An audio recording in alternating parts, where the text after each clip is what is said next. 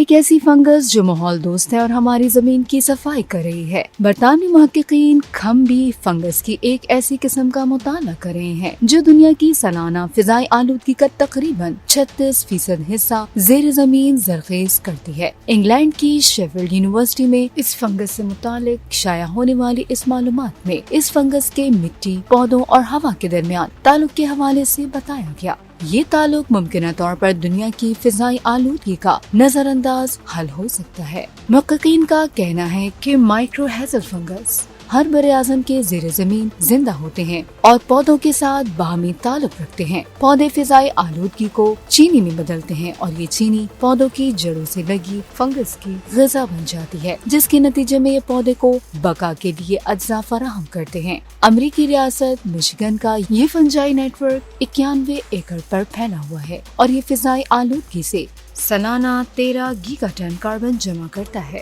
Sheffield university کے professor Kate field کا کہنا ہے کہ مائکرو ہیزل فنگائی کاربن ماڈلنگ، تحفظ اور بحالی کا ایک پوشیدہ حل پیش کرتا ہے، اور جب موسمیاتی تبدیلیوں کے حل کے متعلق سوچا جائے تو یہ قابل توجہ ہے۔